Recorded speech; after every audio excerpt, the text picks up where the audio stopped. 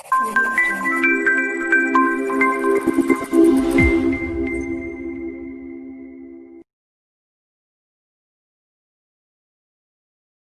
Friends, फिर से आपका स्वागत है आविश एकेडमी में लेक्चर 3 में, जहां पर हम आज पढ़ने वाले फंक्शन के टाइप्स ऑफ फंक्शंस।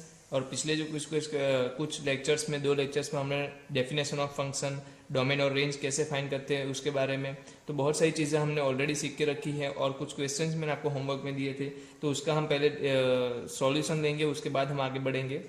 अच्छा, मुझे लग रहा होगा कि आप अपने लॉकडाउन में इस जो लेक्चर्स वीडियो हम अपलोड कर रहे हैं उसका अच्छा सा फ़ायदा उठा रहे होंगे। बहुत सारे और भी लेक्चर्स हमारे चलते रहते हैं, तो आप वो भी जाके चेकआउट कर सकते हैं और हमारे साथ साथ आप अपने लॉकडाउन के टाइम को एक अच्छे से यूटिलाइज कर सकते हैं।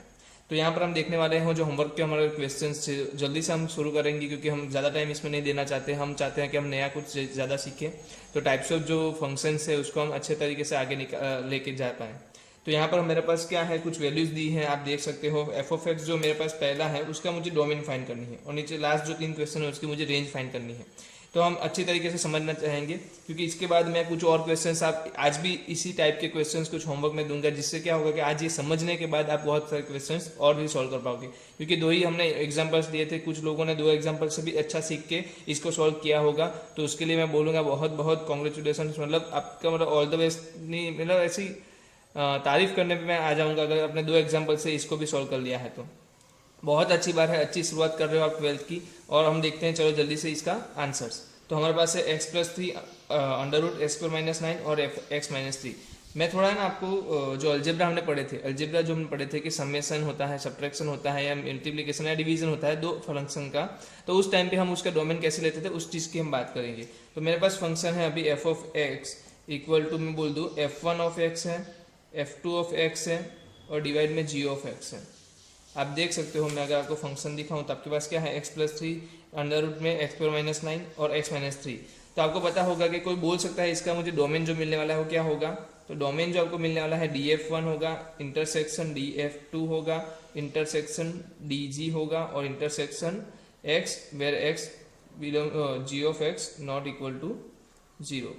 तो ये चारों का अगर मैं क्या निकाल लेता हूँ, डोमेन निकाल लेता हूँ, तो सीधी बात है आप क्या करोगे, इसका इंटरसेक्शन लेके दिखा सकते हो क्या कि इसे इंटरसेक्शन मतलब सभी में जो सेम चीज़ आएगी वही जो आपकी क्या हो जाएगी, डोमेन हो जाएगी। तो पहली बात मुझे बताओ df1 मेरा क्या हो रहा है। अगर मैं क्वेश्चन देखूँ तो df1 मेरा, मैं यहाँ पर क्वेश्चन लिख लेता हूँ पहले, x+3 अंडर रूट में x² - 9 और डिवाइड में x-3। तो सबसे पहले मुझे ये बता दो कि x+3, तो x+3 कहाँ पर अनडिफाइन हो रहा है।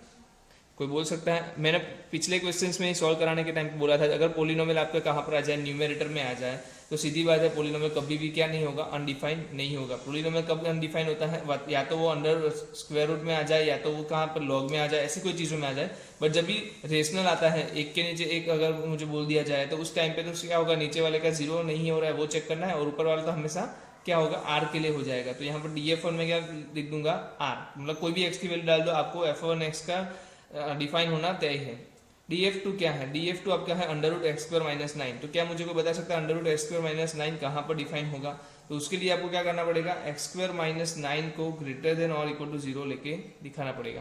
क्योंकि आपको पता होना चाहिए कि अंडर रूट के अंदर क्या वैल्यू आएगी, पॉजिटिव वैल्यू आएगी, या तो 0 आ सकती है, उसके अलावा कोई वैल्यू नहीं आ सकती। अगर नेगेटिव वैल्यू ले ली तो वहां पर अंडर रूट नहीं मिलेगा। तो यहाँ पर मैं क्या कर रहा हूँ, x² - 9 ग्रेटर देन और इक्वल टू 0, जैसे कि हमने पिछली बार भी देखा था। अगर आपको x² ग्रेटर देन और इक्वल टू a² मिल जाए तो आप क्या करोगे, a² का पहले तो अंडर रूट निकाल के -a और a लिख दोगे, और x² को a² से बड़ा बोला है, इसका मतलब वो a से बाहर रहेगा, a से बड़ा रहेगा तो a से बाहर रहेगा। तो यहाँ पर मेरे पास 9 है, तो 9 के अंडर रूट क्या आने वाले हैं आपको ही पता है, -3 और 3 आने वाले हैं।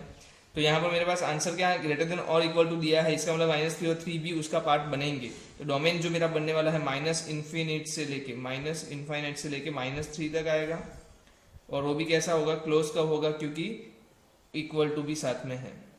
तो ये मेरा डोमेन हो जाएगा। यहाँ पर अगर मैं डोमेन लिखूँ तो -∞ से -3, क्लोज में यूनियन 3 से लेके इन्फाइनाइट तक। वैसे dg जो देख रहे हो आप, अगर dg देखना चाहते हो तो dg को आपको समझ जाना चाहिए कि वो भी क्या है, एक पोलिनोमियल फंक्शन है, उसके ऊपर कोई भी चीज़ की नहीं गई है, तो उस टाइम पे भी dg भी क्या होगा, आर में ही होगा। dg भी क्या होगा, आर में ही होगा, क्योंकि dg आर की एक्स की कोई भी वैल्यू ले लो, आपको क्या मिलने वाला है, फंक्शन की वैल्यू मिलने ही वाली है, कभी अनडिफाइंड नहीं होगा। कौन सा फंक्शन, x-3 जो हमने g माना है। तो अब देखना है x minus three G of x zero कहाँ पर हो रहा है। अगर जीरो कोई एक जगह पर जीरो हो रहा है तो उसको मैं क्या करूंगा, वहां से रिमूव कर दूंगा डोमेन में से। तो मेरे पास डोमेन में से देखने जाएगा r था, बट r में से मैं देख रहा हूँ कि 3 वैल्यू रखने पे मुझे क्या हो रहा है, डिनोमिनेटर जो मेरा है वो जीरो हो रहा है, तो मैं 3 की वैल्यू नहीं ले सकता।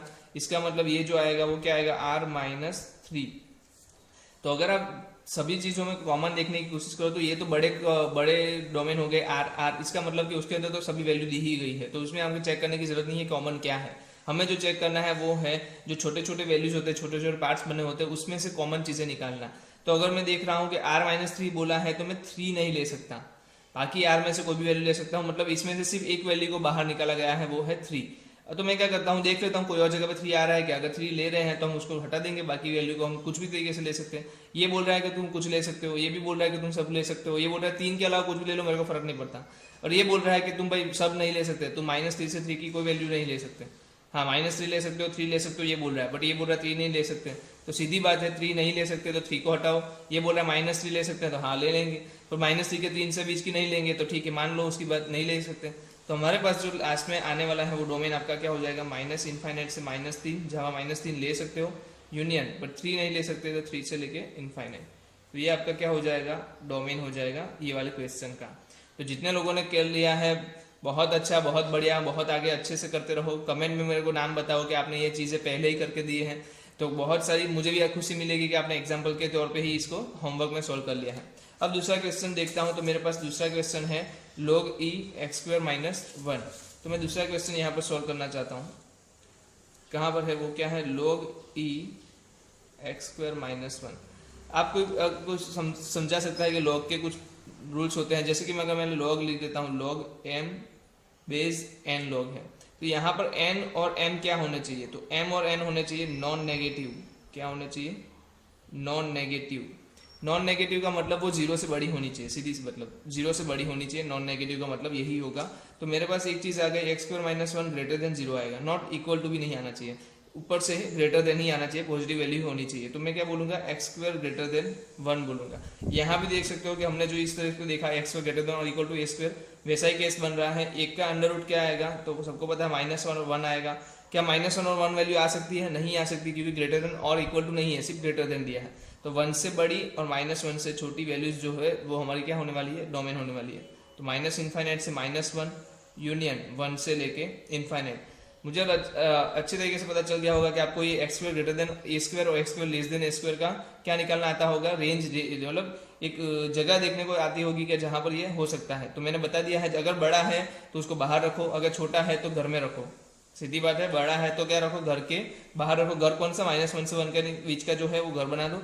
घर से बाहर कब जाएगा, बड़ा हो जाएगा, घर से बाहर चला जाएगा। छोटा है तो हम घर पे उसको संभालेंगे, ठीक है। तो ये चीज आपको समझ में आ जानी चाहिए। तीसरा एक क्वेश्चन है, बहुत अच्छा क्वेश्चन है। आप इसको जिन लोगों ने ये सॉल्व कर दिया ना, मैं चाहता हूँ आप कमेंट करें ही करें कि मैंने ये क्वेश्चन खुद से कर लिया था। थर्ड क्वेश्चन है, मैंने बोला भाई थर्ड क्वेश्चन मेरा हो गया था, और उसका आंसर भी आप कमेंट बॉक्स में डाल देना अगर आप कर पाओ तो। मैं देख लेता हूँ आंसर क्या आता है, हम यहाँ पर सॉल्व करते हैं। बहुत ही इजी क्वेश्चन है, दिखने में बड़ा लग रहा है पर कुछ ऐसी चीज नहीं है। क्या बोला है, under root one minus under root one minus X square, ऐसा कुछ क्वेश्चन हमारे पास अवेलेबल है।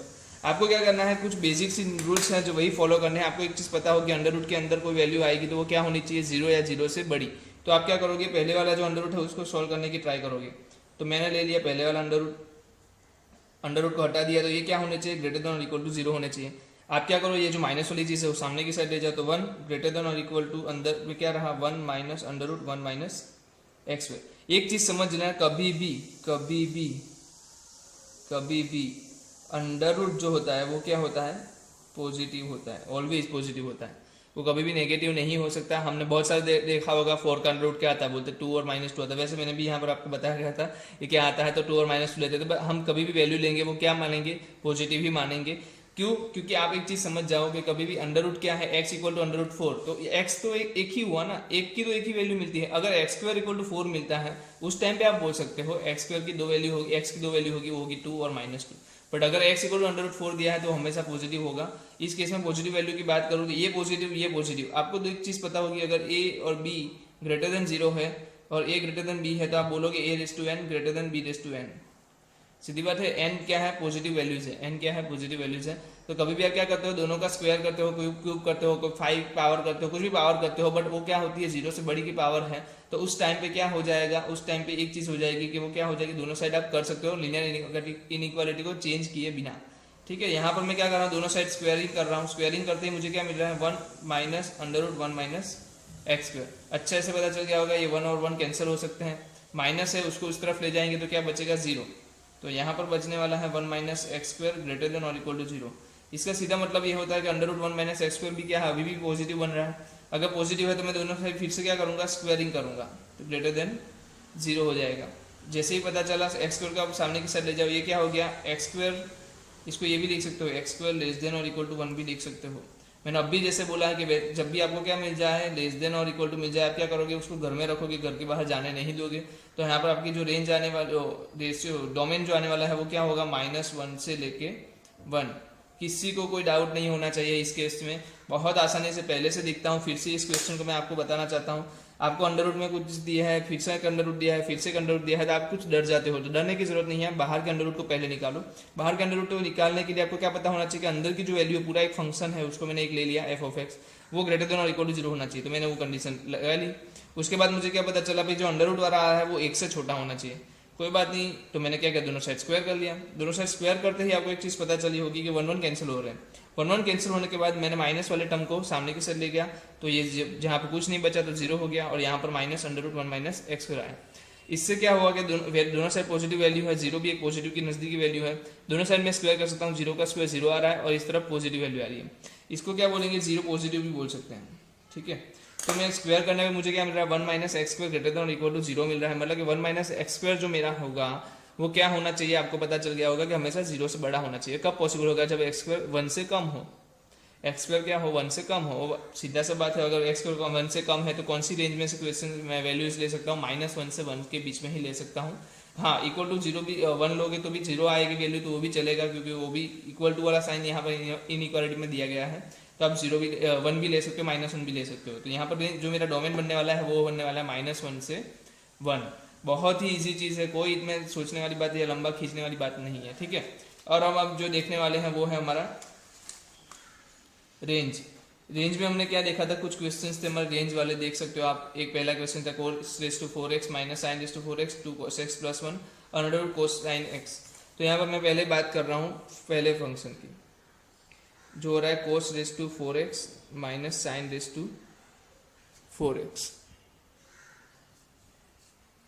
तो चलो cos⁴x माइनस sin⁴x, इसके दो पार्ट्स बन सकते हैं, आपको भी पता होगा, ये तो बहुत आसान चीज है। क्या है, cos² बन सकता है माइनस sin² बन सकता है। आपको वैसे भी क्या है, cos x sin x के रेंज पता है, वो -1 से 1 जाती है। tan की भी पता है, वो r जाता है। वो हम ज्यादा और आगे भी सीखेंगे जब टाइप्स ऑफ फंक्शन में ट्रिग्नोमेट्रिक फंक्शन करेंगे, कोई दिक्कत नहीं पता है तो। अपना हमने पिछले एग्जाम्पल में लिया था cos और sin, तो इसलिए मैंने ये क्वेश्चन रखा है कि cos और sin का आपको एक्चुअली पता था। तो cos और sin का रेंज क्या होता है, -1 से 1 होता है। यहाँ पर मैं देख रहा हूँ cos⁴x माइनस sin⁴x, तो मुझे तो नॉर्मल लीनियर टर्म का पता था, ये तो 4 की पावर में दिया है। तो आप क्या करो, सिंप्लीफाई करने की कोशिश करो कि कहाँ तक हम जा सकते हैं। तो सिंप्लीफाई करने के लिए आपको क्या पता है, a² माइनस b² वाला formula, a minus B a+ b वाला फॉर्मूला हम यहाँ लगाएंगे। तो यहाँ पर cos² माइनस sin² मिल रहा है, और दूसरी बाजू में क्या मिलेगा आपको, cos² प्लस sin²x मिलेगा। तो cos² प्लस sin²x तो आपको पता है क्या होने वाला है, 1 होने वाला है। कोई बात नहीं, पर cos² माइनस sin² है वो किसका फॉर्मूला है, सीधी बात, सही बात है, क्या है, cos⁴x का फॉर्मूला है। तो आप क्या लिख दोगे यहाँ पर cos⁴x। तो जो भी आपका इक्वेशन, जो फंक्शन बन गया, वो अभी क्या फंक्शन बन गया, फंक्शन बन गया है आपका cos का फंक्शन बन गया है। आपको पता है cos की रेंज क्या होती है, -1 से 1 को, चाहे कोई भी वैल्यू ले लो, चाहे x की कोई भी वैल्यू ले लो, cos हमेशा आपको वैल्यू क्या देगा, -1 से 1 के बीच में देगा। इसका मतलब में 2x हो, 2x² हो, 3x हो, 4x हो, अंदर जो बीच में डोमेन जो आ रहा है वो डोमेन कुछ भी मैं ले लूँ, बट cos जो बाहर बैठा है वो क्या बनाएगा, सबकी वैल्यू -1 से 1 में कन्वर्ट करके देगा। इसका मतलब मुझे पहले ये बता दो कि ये कहाँ पर अनडिफाइन है। तो cos हर जगह पर डिफाइन है, आपको एक चीज पता होगी, और cos की वैल्यू हमेशा -1 से 1 आती है। तो इसकी रेंज में अगर बोल दो तो क्या बनने वाली है आपकी, -1 से 1। रेंज जो बनने वाली है वो क्या बनने वाली है, -1 से 1 बनने वाली है। ओके, दूसरा क्वेश्चन कौन सा था, अगर दूसरा क्वेश्चन में देखने की कोशिश करो तो वो था 2cos x f(x) = 2cos x + 1। तो दो तरीके से इस क्वेश्चन को सोल्व कर सकते हैं। पहला तरीका मैं इधर दिखाना चाहूंगा आपको। आप क्या करोगे, cos x को उसकी रेंज में लिख दोगे। क्या है रेंज, -1 से लेके 1 तक है। फिर आप क्या करो, ऐसी सेम फिगर यहाँ बनाने की कोशिश करो। कैसे करोगे, cos x दिया है, दे दिया है, 2 से मल्टीप्लाई कर दो। दोनों साइड हम पॉजिटिव वैल्यू से तो मल्टीप्लाई कर सकते हैं, लीनियर इनइक्वालिटी को कोई प्रॉब्लम नहीं होती। तो यहाँ पर -2 आ गया, लेस देन और equal to cos x, less than और इक्वल टू 2 आ गया। फिर +1 भी चाहिए, तो क्या करेंगे, सभी साइड सभी जगह पे +1 करेंगे, उससे भी कोई दिक्कत नहीं होती। हम कितने भी ऐड और सब्ट्रैक्ट कर सकते हैं लीनियर इक्वालिटी में। तो यहाँ पर आपको वैल्यू मिल गई होगी, -1 से लेके ये जो आपका फंक्शन बन गया है वो आ गया, और यहाँ से 3। तो आपकी जो रेंज बन गई है वो क्या हो गई है कि आपकी जो f(x) है वो कहाँ से होता है, -1 से लेके 3 आ सकती है। तो ये आपकी क्या हो गई, डायरेक्टली रेंज हो गई। देख सकते हो आप कितनी आसानी तरीके से ये आंसर्स आ रहे हैं। अगर आपने अच्छे से आज स्टेप बाय स्टेप सीखना शुरू कर दिया, मैं बोल रहा हूँ, पक्का बोल रहा हूँ, JEE में एक भी क्वेश्चन आपका ऐसा नहीं होगा कि जिसने आपने देखा नहीं होगा, वो तो अलग बात हो गई, उसको सॉल्व नहीं कर पाओगे, वैसा क्वेश्चन भी एक भी नहीं रहने वाला। बट एक चीज, एक कंडीशन है, आपको साथों साथ चीज़ों को सीखते सीखते उसको अप्लाई करते जाना है, उसको अपने लाइफ का एक पार्ट बनाना है और उसको याद रखना है। तो हमारे पास दूसरा तरीका कौन सा था, तो कोई कुछ बंदे क्या करते हैं, डायरेक्ट भी लेते हैं इसके, जैसे कि 2 और इसको क्या लिख देते हैं, -1 से 1 की रेंज लिख देते हैं। इसको क्या करेंगे, अंदर मल्टीप्लाई करेंगे तो -2 से लेके 2 हो जाएगा, +1 तो अंदर भी फिर वो +1 भी कर देते हैं। तो इस तरीके से भी मल्टीप्लिकेशन सब्ट्रैक्शन वाले जो हमारे पास क्वेश्चंस आएंगे उस टाइम पे आप इस तरीके से भी खेल सकते हो। यहाँ पर आपके पास आ गया -1 और ये आ गया 3, तो ये भी आपकी क्या हो गई, रेंज हो गई। बहुत आसान है, समझ में आ रहा है, बहुत अच्छी, बहुत अच्छा, बहुत बढ़िया। हमारे पास एक दूसरा क्वेश्चन है f(x) में cos sin x। अब देखो इसमें बताने लायक बहुत सारी चीज़ें हैं, मैं आपको बता दूंगा अभी। वैसे भी आगे जब ट्रिग्नोमेट्री आता है तब ज़्यादा समझ में आता है, बट अभी मैं आ गया है, क्वेश्चन मैंने दे दिया है। तो अगर ये क्वेश्चन आपसे नहीं बना है, कोई डिमोरलाइज होने की जरूरत नहीं है। ये क्वेश्चन था भी ऐसा फाड़ू क्वेश्चन था, थोड़ा फाड़ू क्वेश्चन नहीं था, ऐसा नहीं बोल सकता हूँ, वो मतलब थोड़ा कंफ्यूज हुए होंगे आप, और कुछ नहीं। बट इजी क्वेश्चन है, कोई इतना ज़्यादा लंबा सोचना नहीं है। पहले तो मुझे बता दो sin x की वैल्यू कहाँ से कहाँ तक आती है, -1 से 1 तक आती है। तो मैं अगर ग्राफ बनाता हूँ कॉस का, क्योंकि लास्ट में बाहर तो क्या बच रहा है, कॉस बच रहा है ना, ओके कॉस बच रहा है। तो कॉस आपको पता होगा 0 पे 1 होता है, π/2 पे क्या होता है, 0 होता है, फिर वापस से -1 होगा। इस तरीके से -π/2 पे क्या होगा, 0 होगा, फिर वापस से वो -1 होगा। तो ऐसा कुछ ग्राफ आपका बनने वाला, ये कॉस का ग्राफ हो गया। हमें इतने ही ग्राफ का जरूरत है, क्यों ये बता रहा हूँ आपको। sin x की वैल्यू क्या आने वाली है, -1 से 1 के बीच में, तो -1 यहाँ कहीं पे आएगा और 1 यहाँ पर आएगा। देखो पहली बात, sin x की जो वैल्यू मिलेगी वो cos के लिए क्या बन जाएगी, x बन जाएगी, मतलब कि वो इनपुट बन जाएगा। आप ये चीज समझना कोशिश करो कि cos के लिए इनपुट क्या है और आउटपुट क्या है। हमने जो ये ग्राफ ड्रॉ किया है, यहाँ पर मेरा ये क्या है, y, मतलब कि आउटपुट है, और ये क्या है x, तो वो क्या है, इनपुट है। तो यहाँ पर जो आपका cos के अंदर की जो वैल्यू है sin x, तो मेरा इनपुट क्या बन गया, अभी sin x मेरा इनपुट बन गया है cos के लिए, ठीक है। तो ये पूरा एक फंक्शन ही उसके लिए क्या बन गया, इनपुट बन गया है। तो मुझे तो क्या करना है, sin x की क्या क्या वैल्यू आ सकती है वो देखना है। तो sin x की वैल्यू आ सकती है -1 से 1। तो आप देख पा रहे हो कि -1 से 1 के बीच की वैल्यू, क्यों -1 और 1 यानी इस तरीके से लिया। अब सीधी बात है, π/2 क्या होने वाला है ये बताओ, -1.57, और π/2 प्लस क्या होगा, 1.57। तो सीधी बात है -1 और 1 इन दोनों के बीच में ही आएंगे। इसका मतलब cos क्या आ रहा है, cos 1 और cos -1। एक चीज देख रहे हो आप कि cos नेगेटिव लो या cos पॉजिटिव लो, दोनों की वैल्यू सेम ही आ रही है। cos की दोनों की वैल्यू क्या आ रही है, सेम आ रही है। तो साइन के नेगेटिव होने या पॉजिटिव होने की वजह से cos को फर्क पड़ रहा नहीं है। तो cos -1 और cos 1 की वैल्यू हम cos 1 ही रखते हैं, अभी ज़्यादा उसमें घुसने की जरूरत नहीं है, cos 1 ही वैल्यू रख रहा हूँ मैं। तो वैल्यू देख रहे हो आप, मैक्सिमम वैल्यू कौन सी आ रही है, मैक्सिमम वैल्यू आपको पता होगा क्या आने वाली, 1 आने वाली है। तो ये क्या होने वाली है, 1 से कम। तो आपकी जो रेंज बनने वाली है वो कहाँ से, cos 1 से 1 जाएगी, वापस से 1 से हटके cos 1 तक पहुंचेगी। तो रेंज है यहाँ पर कोई बता सकता है क्या होने वाली है, अच्छी बात है, क्या हो सकती है, cos 1 से लेके 1 तक, क्या लेने वाली है, cos 1 से लेके 1 तक। सिंपल सी बात है, cos 1 से लेके 1 तक ही बनेगी, और सभी वैल्यूज क्या आने वाली है, पॉजिटिव आने वाली है। तो इसका मतलब ये क्या है, ये पूरा जो टर्म है मेरा वो क्या बनने वाला है, पॉजिटिव बनने वाला है। तो मुझे क्या अंडर रूट के लिए कुछ और चेक करने की जरूरत है, अंडर रूट के लिए कुछ और कंडीशन, डोमेन या ऐसी कोई चीज जरूरत है, कुछ जरूरत नहीं है आपको। हर जगह पे क्या है, cos की साइन की कोई भी वैल्यू डाल दो, cos हमेशा आपको पॉजिटिव वैल्यू देगा। इसका मतलब स्क्वायर निकलने ही वाला है, हमेशा निकलने वाला है। ऐसी कोई भी वैल्यूज नहीं है जहां पर आप वैल्यूज नहीं ले सकते, हर जगह पे आप क्या कर सकते हो, वैल्यूज ले सकते हो। इसका सीधा मतलब है cos 1 से 1 किसका आया, cos sin x का आया। अभी तो अंडर रूट का निकालना बाकी है, किसका निकालना बाकी है, अंडर रूट का निकालना बाकी है। तो क्या बचेगा, cos अंडर रूट में cos 1 और 1, क्योंकि 1 का अंडर रूट आपको पता है क्या होने वाला है, 1 ही होने वाला है। तो ये आपका क्या हो गया, सीधी तरीके से क्या हो गया, ये वैल्यू आपकी √cos 1 से लेके 1। समझ में आ रहा है चीजें क्या हो रही है, समझ में आ ही रहा होगा बहुत अच्छी तरीके से। तो आप जब भी अंडर रूट लोगे आपके पास क्या वैल्यू आ जाएगी, 1 और √cos 1 की वैल्यू। और हाँ सही है, तो ये आपका क्या हो गया, रेंज हो गया।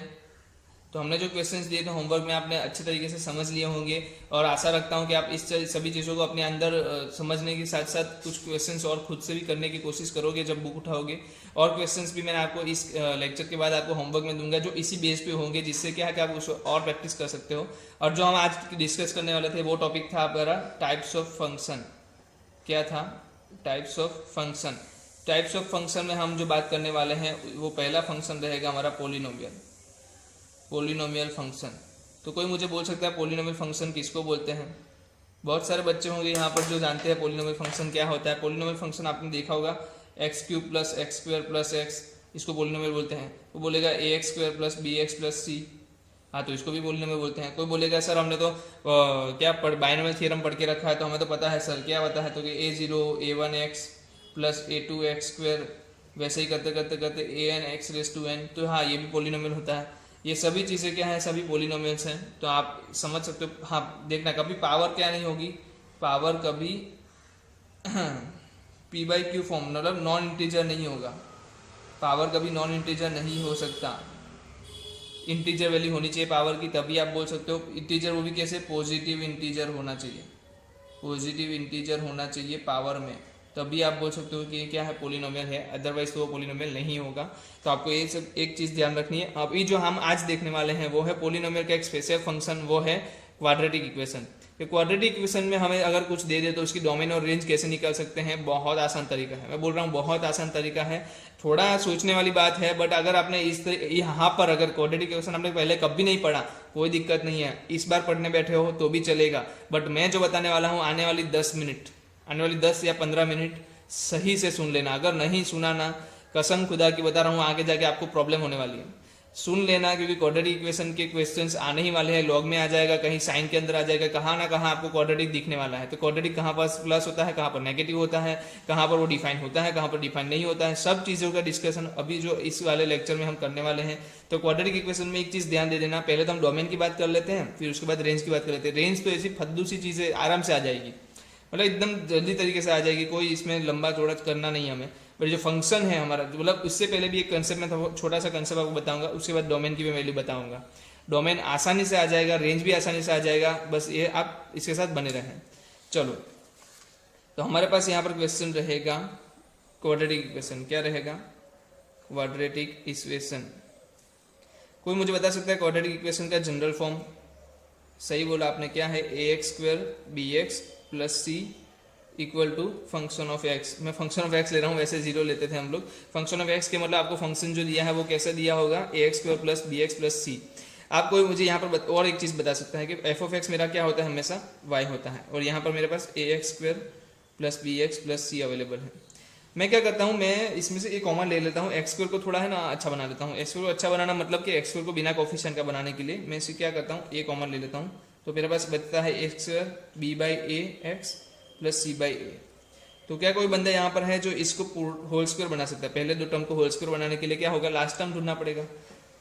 तो लास्ट टर्म भी ढूंढ लेते हैं। लास्ट टर्म ढूंढने के पहले आपको एक चीज़ पता है मैं, x² b/2a + b²/4a² - b²/4a² + c/a।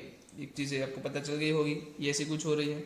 अब क्या करूँ, अब तो बस कुछ नहीं, इसको होल स्क्वायर बना लो। इसका होल स्क्वायर क्या आएगा, x + b/2a का स्क्वायर, उसके साथ a मल्टीप्लाई में माइनस, मैं क्या करूँ, a मल्टीप्लाई में ले लूँ तो ab² / 4a² + c, ऐसा कुछ बनने वाला है। आप तो क्या करो, इसका एलसीएम ले लो, एलसीएम ले लो। अगर मैं यहाँ पर ब्रैकेट बना रहा हूँ तो ये क्या हो जाएगा, माइनस हो जाएगा, ठीक है।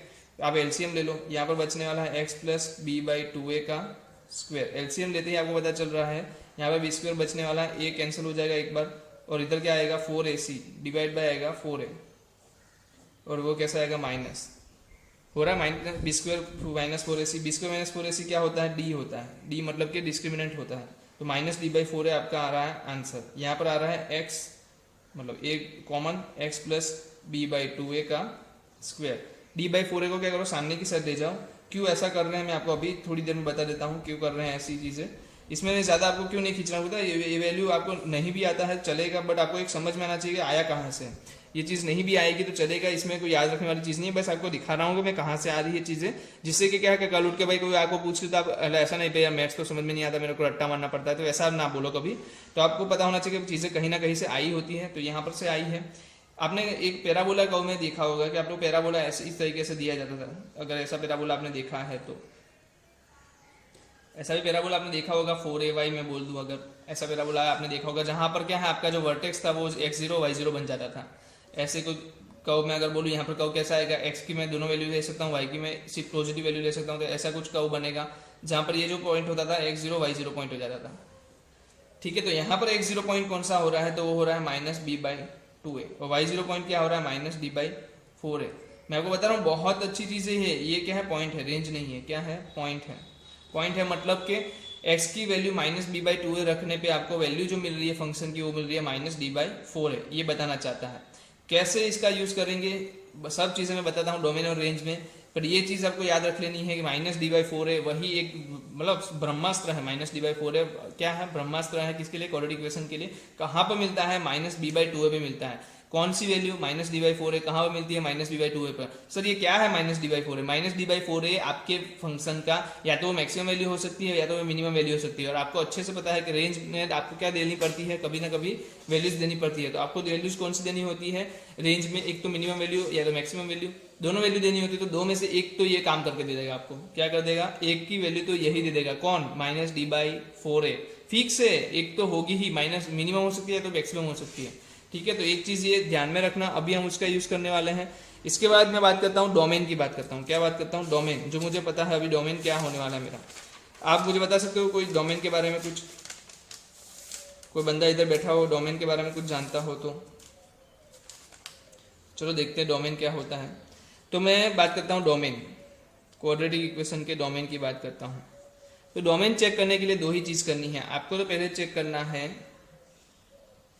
डी ग्रेटर देन जीरो है, ग्रेटर देन और इक्वल टू जीरो, या डी लेस देन जीरो है। दो चीज में से एक चीज चेक करनी है, डी ग्रेटर देन और इक्वल टू जीरो है या डी लेस देन जीरो है। क्यों, क्योंकि मैं इसके थोड़े ग्राफ बता के आपको दिखाता हूँ क्यों।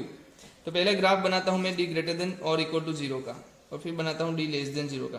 तो डी ग्रेटर देन और इक्वल टू जीरो का क्या ग्राफ होता है, तो भाई इस तरीके से ग्राफ होगा।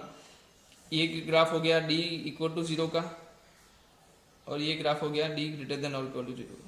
इसका मतलब ये क्या है, एक जगह पे x की वैल्यू मिल रही है, मतलब x की एक ही वैल्यू मिले कम होता है, ऐसा आपको पता होगा, आपने 10th में पढ़ा होगा। जब भी d जीरो मिल जाए आपको क्या पता है, दोनों सोल्यूशन सेम हो जाते हैं, दोनों रूट सेम हो जाते हैं, एक ही वैल्यू मिलती है। और यहाँ पर क्या हो रहा है, दो रूट मिल रहे हैं, इसका मतलब d ग्रेटर देन जीरो है, अल्फा और बीटा रूट्स मिल रहे हैं। बट ये केस में बोल रहा हूँ डी लेस देन जीरो, तो उस केस में क्या होगा, कहीं पे टच नहीं होगा। इसका मतलब कि आपको वैल्यूज नहीं मिल रही है, अनडिफाइंड हो रहा है फंक्शन, मतलब कि उसकी x की वैल्यूज नहीं मिल रही, मतलब फंक्शन तो उसकी वैल्यू दे रहा है बट आपको जीरो के वैल्यू कुछ नहीं मिलेगी। अगर आप फंक्शन को जीरो पुट कर रहे हो तो आपको कोई भी रूट नहीं मिलने वाला। तो ये हो गया डी लेस देन जीरो वाला ग्राफ। अब ये सब जो तीनों ग्राफ थे ना वो ए ग्रेटर देन जीरो थे, इसलिए क्या हो रहे थे, ऊपर की तरफ खुल रहे थे। ये सब ग्राफ क्या थे, ए ग्रेटर देन जीरो वाले ग्राफ थे। ए ग्रेटर देन जीरो, ए क्या है सर, तो ए है आपका एक्स स्क्वायर का कोफिशिएंट। अगर आपका एक्स स्क्वायर का कोफिशिएंट पॉजिटिव है, सीधी बात है, ए ग्रेटर देन जीरो मतलब पॉजिटिव है, तो उस केस में आपको एक चीज पता चल जानी चाहिए कि आपके ग्राफ क्या बनने वाले, ऊपर की तरफ बनने वाले हैं। बट कोई बंदा बोलता है सर लेस देन जीरो होगा तो क्या होगा, तो लेस देन जीरो होगा तो कुछ नहीं होगा ना भाई, ऐसे बनेगा, क्या प्रॉब्लम है। ठीक है, तो ये ए लेस देन जीरो के लिए बात हो गई। यहाँ पर क्या बनेगा, तो सर ऐसे कुछ बन सकता है, जरूर नहीं है वाई की वैल्यू तो ऐसे शिफ्ट हो सकती है, ये वैल्यू यहाँ भी हो सकती है, कोई प्रॉब्लम नहीं है। बट ये क्या है सब ए लेस देन जीरो वाली ग्राफ से, क्या है ए लेस देन जीरो वाले। क्यों सर ग्राफ क्यों कर रहे हो, तो ग्राफ से ही तो पता चलेगा, ग्राफ से ही पता चलेगा कहाँ पर मैं एक्स की वैल्यू ले सकता हूँ, कहाँ पर एक्स की वैल्यू मैं नहीं ले सकता हूँ। तो पहली बात एक चीज समझ लो, आप डी ग्रेटर देन और इक्वल टू जीरो की बात करते हैं हम, यहाँ पर आगे डी ग्रेटर देन और equal to zero. D greater than और इक्वल टू जीरो में अगर मैं ले लेता हूँ ए ग्रेटर देन जीरो, इसमें आपको करना कुछ नहीं है। आपको क्या करना है, अगर डी ग्रेटर देन और इक्वल टू जीरो मिलता है आपको कैसा दिखेगा, मैं बता देता हूँ आपको।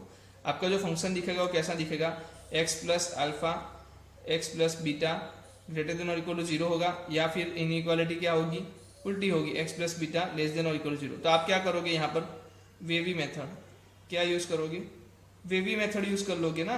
आप तो क्या करोगे यहाँ पर वेवी मेथड में क्या करोगे, अल्फा बीटा की वैल्यू रख दोगे।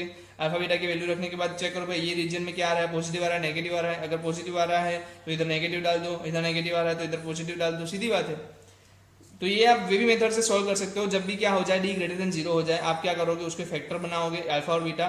फैक्टर बनाने के लिए आपको फॉर्मूला पता होगा, फैक्टर्स क्या होते हैं, अल्फा बीटा आपको पता है माइनस बी प्लस और माइनस इन द रूट में B square minus 4ac divide by 2a।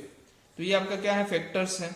दो फैक्टर्स जो आपको मिलते हैं वो इस फॉर्मूला से मिल जाएंगे आपको। तो उस टाइम पे आप क्या करोगे, फॉर्मूला रखते ही आपको फैक्टर मिल जाएंगे अल्फा बीटा, और वेवी मेथड से आप क्या कर लोगे, रेंज निकाल लोगे, कौन सी रेंज में प्लस हो रहा है, कौन सी रेंज में नेगेटिव हो रहा है अकॉर्डिंग टू द क्वेश्चन। मतलब कि अकॉर्डिंग टू क्वेश्चन मतलब स्क्वायर रूट दिया है, लॉग दिया है, क्या करना है मुझे, ग्रेटर देन और इक्वल टू जीरो लेना है, क्या करना है, उस तरीके से आप सॉल्व कर सकते हो।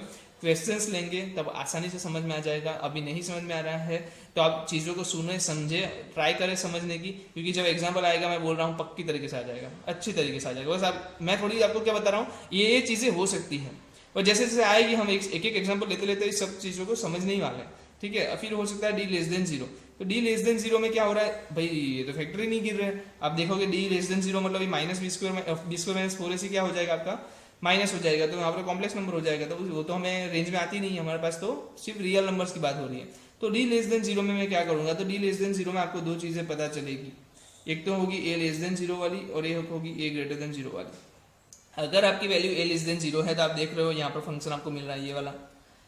अब आप देखो एफ ऑफ एक्स मतलब कि ये जो लाइन दिखा रहे हैं ना वो एफ ऑफ एक्स दिखा रही है, ये जो लाइन है वाई, ये लाइन जो आपको दिखा रही है वो एफ ऑफ एक्स दिखा रही है, पूरी लाइन बता सकता हूँ मैं वाई, तो वो आपको एफ ऑफ एक्स दिखा रही है। तो आप देखो एफ ऑफ एक्स की मैक्सिमम वैल्यू क्या हो रही है, जो भी हो रही है वो नेगेटिव हो रही है ना, देख रहे हो आप, देख पा रहे हो, नेगेटिव हो रही है। ओके, तो अब नीचे तो मैं जा रहा हूँ, जहाँ कहाँ तक जा सकता हूँ, बहुत नीचे तक जा सकता हूँ, मतलब माइनस इनफाइनाइट तक जा सकता हूँ। तो माइनस इनफाइनाइट से एक वैल्यू आएगी, वो भी कैसे आएगी, नेगेटिव आएगी, और उससे ज़्यादा मैं बढ़ नहीं पाऊंगा। इसका मतलब जो मेरा फंक्शन है हमेशा क्या रह रहा है, नेगेटिव रह रहा है। आप देख सकते हो फंक्शन हमेशा क्या रह रहा है, नेगेटिव रह रहा है। तो जब भी आपको ए लेस देन जीरो मिल जाए, इसका सीधा मतलब है F of x less than zero है। जब भी आपको ए लेस देन जीरो मिल जाए, क्या है, फंक्शन आपका पूरा है जो हमेशा क्या रहने वाला है, नेगेटिव रहने वाला है। और ए ग्रेटर देन जीरो है, क्या है, ए ग्रेटर देन जीरो है, तो आपको ये वाला ग्राफ मिलेगा, कहाँ गया ये वाला, ए ग्रेटर देन जीरो के लिए। तो इस केस में आप देखो ए ग्रेटर देन जीरो में क्या हो रहा है, ए ग्रेटर देन जीरो में आप देख रहे हो मिनिमम वैल्यू जो मिल रही है वो कहाँ आ रही है, पॉजिटिव में आ रही है, नेगेटिव में आ रही है, पॉजिटिव में आ रही है। फिर बात है वो बढ़ती जाती है, बढ़ती जाती है, बढ़ती जाती है, कहाँ तक बढ़ सकती है, वो इनफाइनाइट तक जा सकती है। तो इसका मतलब एक मिनिमम वैल्यू जो है वो पॉजिटिव है और मैक्सिमम वैल्यू जो है वो भी पॉजिटिव जा रही है, मतलब रेंज जो उसकी आ रही है वो पॉजिटिव टू पॉजिटिव आ रही है। मतलब ए ग्रेटर देन जीरो में फंक्शन हमेशा क्या हो जाएगा, ग्रेटर देन जीरो हो जाएगा। मतलब आप x belongs to R, every x belongs to R, इसको बोलते हैं every x belongs to R. आप आर में से कोई भी x की वैल्यू ले लो, फंक्शन हमेशा क्या रहेगा, लेस देन जीरो। कब की बात है, जब d लेस देन जीरो है, a लेस देन जीरो है, d लेस देन जीरो है, a ग्रेटर देन जीरो है, तो फंक्शन आपका डायरेक्टली क्या हो जाएगा, ग्रेटर देन जीरो हो जाएगा। आप सोच रहे हो कि इस स्टेप की जरूरत क्या पड़ेगी, तो मैं बता रहा हूँ आपको एग्जाम्पल्स में। जब आपको लॉग दिया जाता है, जब आपको स्क्वायर रूट दिया जाता है, तो आपको चेक करना होता है कि फंक्शन ग्रेटर देन हो रहा है या नहीं हो रहा है। अगर आपने फंक्शन देखते ही बता दिया, फंक्शन देखते ही पता चल जाता है ना, पहले तो आप चेक करोगे डी चेक करते ही अगर डी लेस देन मिल गया और कोफिशिएंट आपका माइनस है, डी लेस देन जीरो मिल गया और कोफिशिएंट आपका किसका, एक्स स्क्वायर का कोफिशिएंट माइनस है, तो आप डायरेक्टली बोल दोगे ये तो नेगेटिव है, स्क्वायर रूट के अंदर नेगेटिव डाल दिया, क्या बोलोगे भाई यार ये वहाँ वैल्यू नहीं मिलने वाली, तो ये फंक्शन हमेशा अनडिफाइन हो जाएगा। बट अगर हो सकता है कि ये पॉजिटिव हो रहा है, तो आप बोलोगे भाई एक्स की कोई भी वैल्यू उठा ले तो प्रॉब्लम नहीं है, क्योंकि हमेशा पॉजिटिव रहने वाला है, तो कोई दिक्कत नहीं है। हम क्वेश्चन जैसे लेंगे आपको अच्छे तरीके से समझ में आता जाएगा। अब बात कर रहे हैं रेंज की, किसकी बात कर रहे हैं, रेंज की। बहुत ही सही है, एकदम सिंपल सा फंडा है रेंज के लिए, तो एकदम सिंपल फंडा है, एकदम ही सिंपल।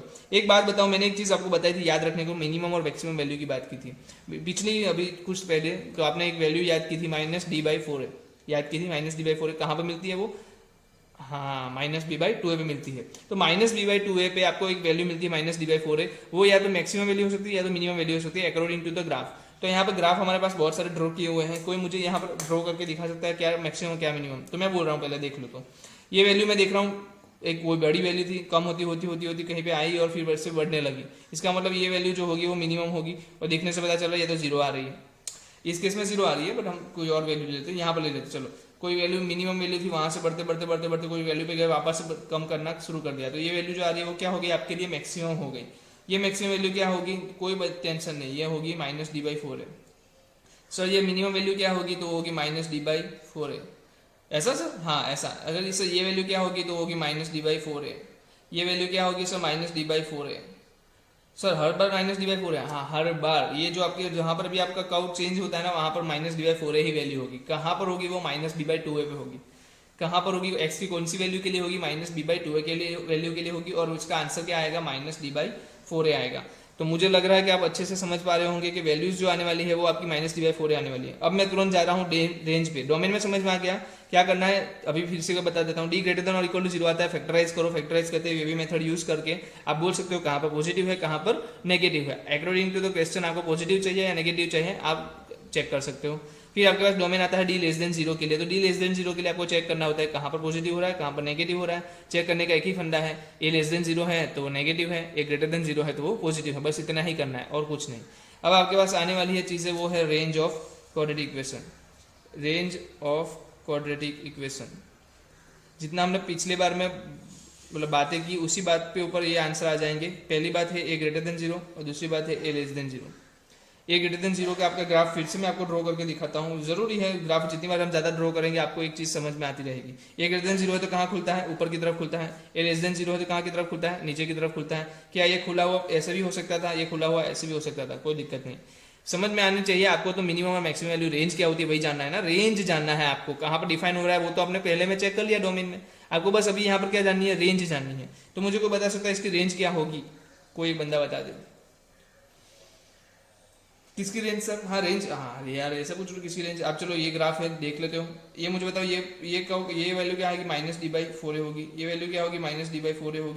ये वैल्यू क्या होगी? माइनस डी बाई फोर होगी। ये वैल्यू क्या होगी? माइनस डी बाई फोर होगी। हर बार वैल्यू क्या आ रही है? माइनस डी बाई फोर आ रही है। अगर मैं बात करूँ ये वाले ग्राफ की, मुझे ये बताओ ये ग्रेटर देन जीरो वाला है तो छोटी वैल्यू क्या है? माइनस डी बाई फोर है। मैक्सिमम वैल्यू क्या है? इनफाइनाइट। तो इसका मतलब मेरे पास जो आंसर आने वाला है माइनस डी बाई फोर से इनफाइनाइट लेके आएगा। और ए लेस देन जीरो में क्या हो रहा है? छोटी वैल्यू माइनस इनफाइनाइट है, पहुंच रही है माइनस डी बाई फोर पे। तो यहाँ से माइनस इनफाइनाइट से शुरू होकर के माइनस डी बाई फोर तक जाएगी, फिर वापस से छोटी हो जाएगी। तो इसका मतलब मैक्सिमम वैल्यू इस टाइम पे मेरा मिनिमम वैल्यू बन रहा है, इस टाइम पे मेरी मैक्सिमम वैल्यू बन रही है। तो इस तरीके से आप रेंज फाइंड कर सकते हो।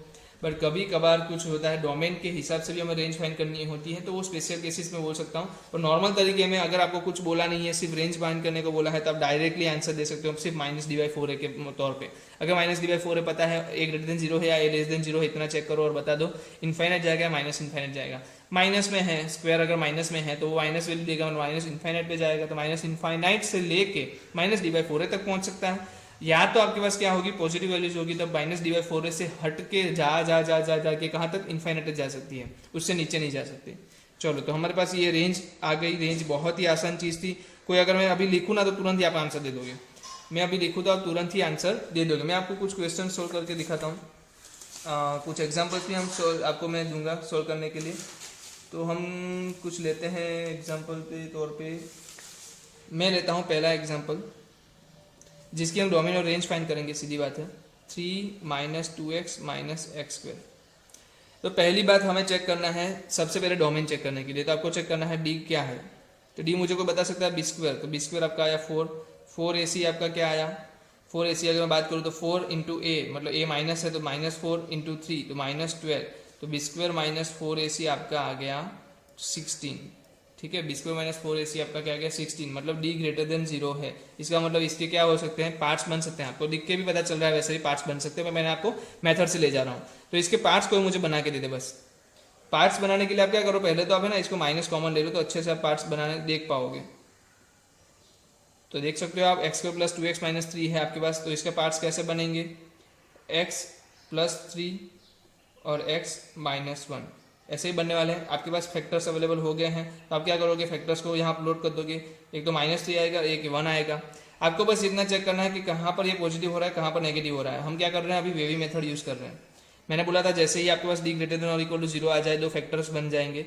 दो फैक्टर्स बनने के बाद आपके पास दो क्या होंगे? इसके रूट्स होंगे, और रूट्स को आप प्लॉट कर दो नंबर लाइन पे। जैसे ही प्लॉट कर लो तो वेवी मेथड अप्लाई करो। वेवी मेथड में हमें चेक करना है माइनस कहाँ हो रहा है, प्लस कहाँ पर हो रहा है।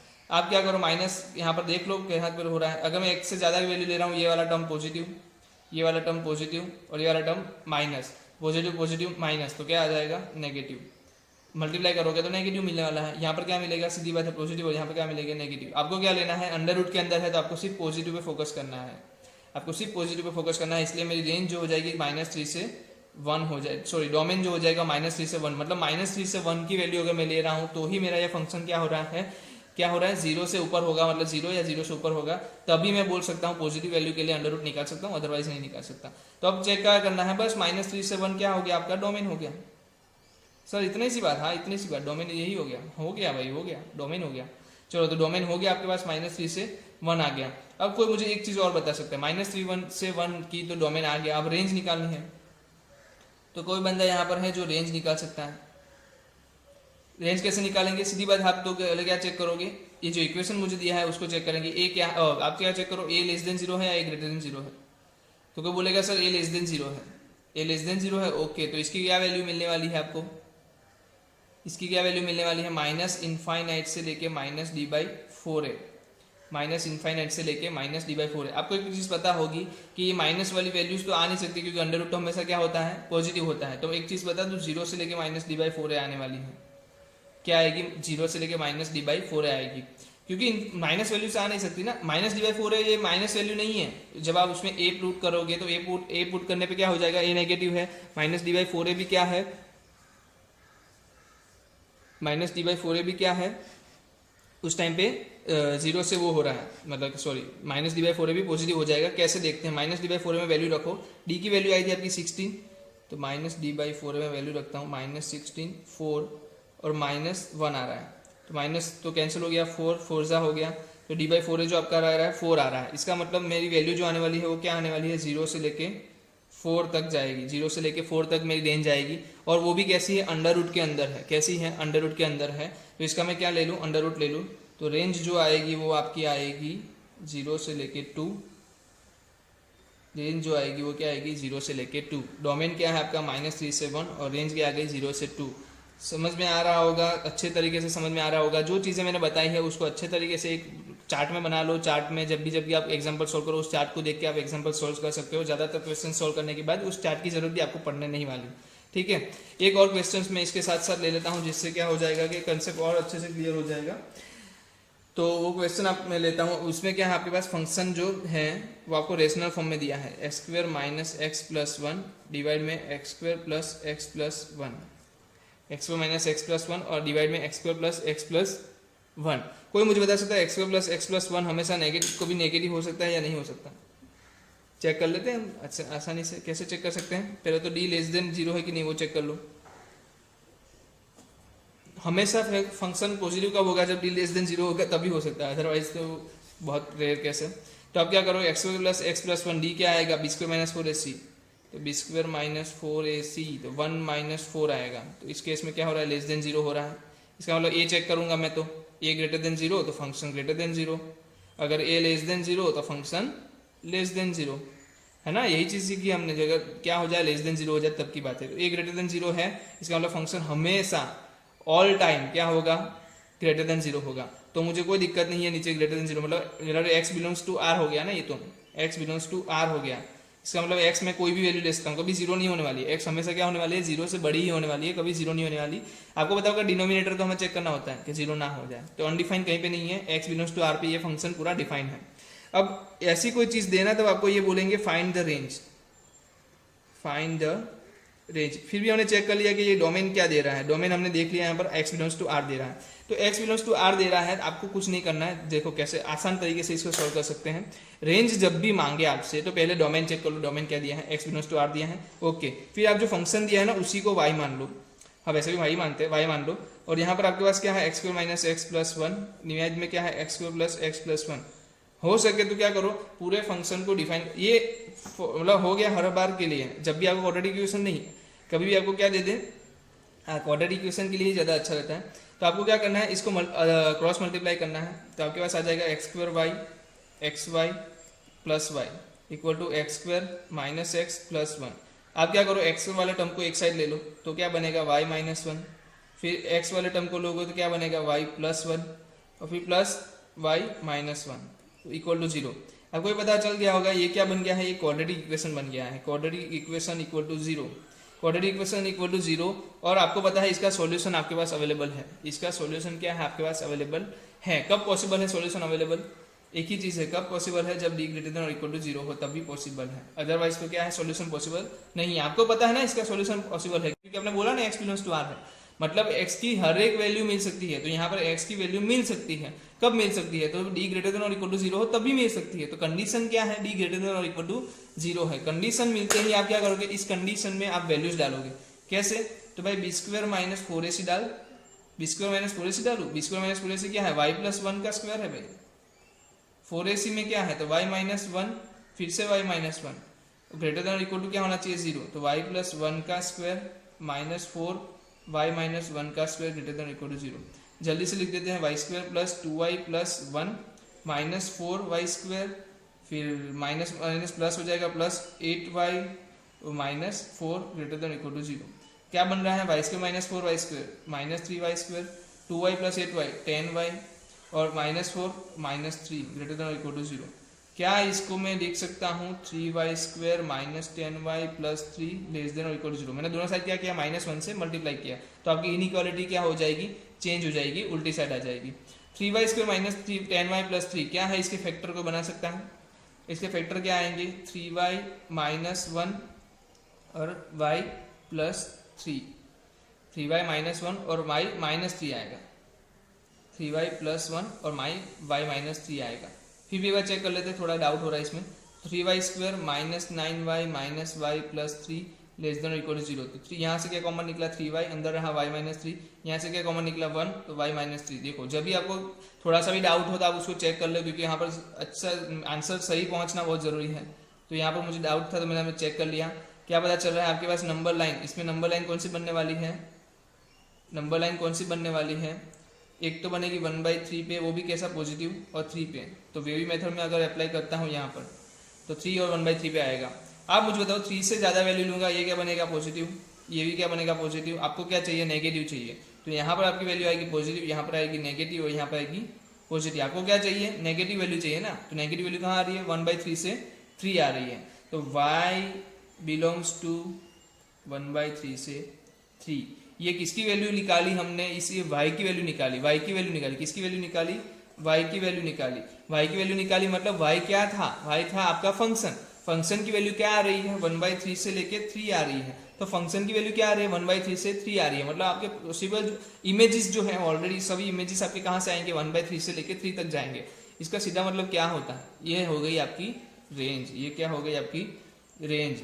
फिर से एक बार मैं ये क्वेश्चन सॉल्व करा देता हूँ। X square minus x plus 1 divide by x square plus x plus 1।